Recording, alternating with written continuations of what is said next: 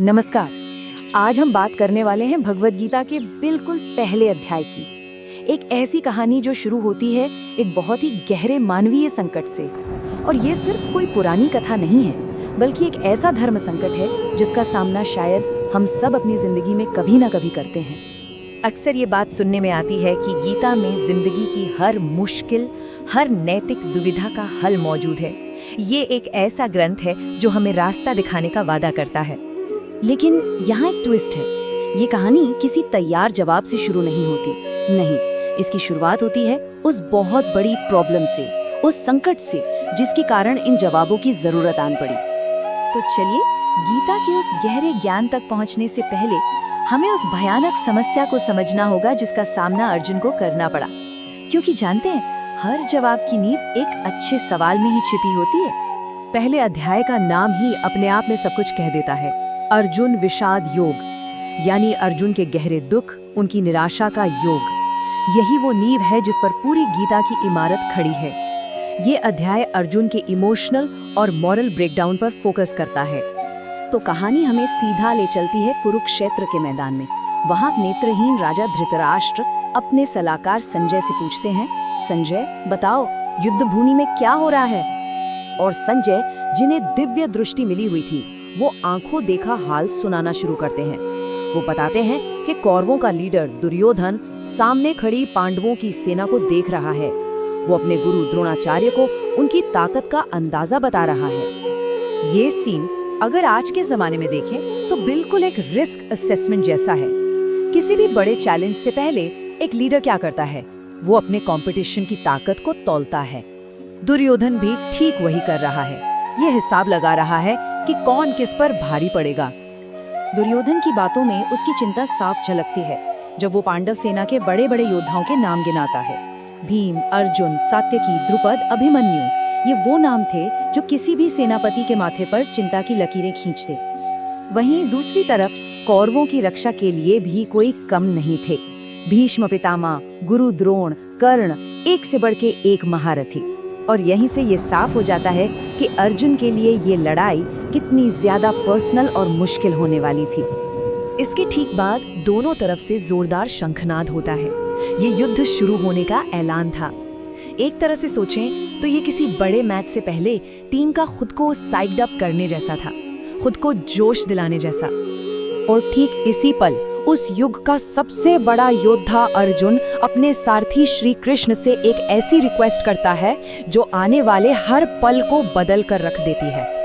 अब ये कोई मामूली रिक्वेस्ट नहीं थी। अर्जुन, जो लड़ने के लिए पूरी तरह से तैयार थे, वो अचानक सब कुछ रोककर उस भयानक सच्चाई को अपनी आंखों से देखना चाहते थे।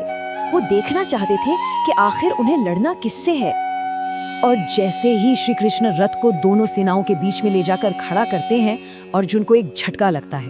वो सामने देखते हैं और उन्हें दुश्मन नहीं दिखते, उन्हें दिखता है अपना परिवार, अपने दादा, अपने गुरु, मामा, भाई, दोस्त, सब एक दूसरे को मारने के लिए तैयार खड़े थे।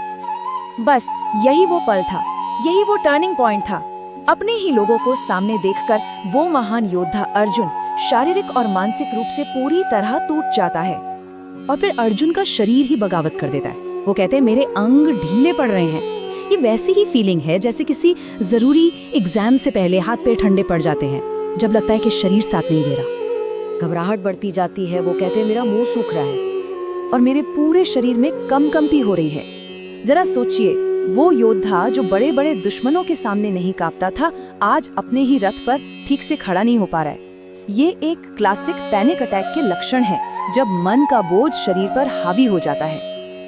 और फिर आता है वो पल जो उनके टूटने की इंतहा है।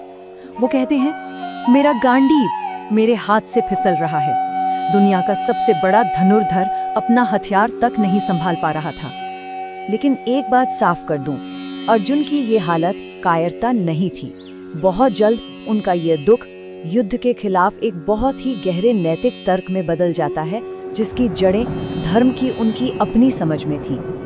वो एक एक करके अपने तर्क रखते हैं। पहला, कि एक छोटे से राज्य के लिए अपने ही लोगों को मारना, ये तो महापाप है। दूसरा, जब बड़े बुजुर्ग ही नहीं रहेंगे तो परिवार की परंपराएं, हमारा कुल धर्म सब नष्ट हो जाएगा। तीसरा, जब धर्म नहीं रहेगा तो अधर्म फैलेगा, और आखिर में जब कुल ही भ्रष्ट हो जाएगा तो न सिर्फ हम बल्कि हमारे पूर्वज भी नरक में जाएंगे। मतलब उनका अपना दुख पूरे समाज के पतन के डर में बदल गया था। इस अध्याय का अंत अर्जुन के साथ होता है, जो अपनी ही अंतरात्मा और अपनी करुणा के बोझ तले पूरी तरह से हार मान चुके हैं। गहरे शोक में डूबे अर्जुन अपने धनुष और बाण को एक तरफ फेंक देते हैं और रथ में ही बैठ जाते हैं। नायक ने लड़ने से मना कर दिया है और यहीं से श्री कृष्ण के उपदेश के लिए मंच तैयार होता है। उनका आखिरी वाक्य उनकी निराशा की गहराई को दिखाता है। वो कहते हैं, इससे तो अच्छा है कि धृतराष्ट्र के पुत्र मुझे निहत्थे को ही मार डालें, वो मेरे लिए ज्यादा कल्याणकारी होगा। मतलब वो लड़ने के बजाय मर जाना बेहतर समझ रहे थे।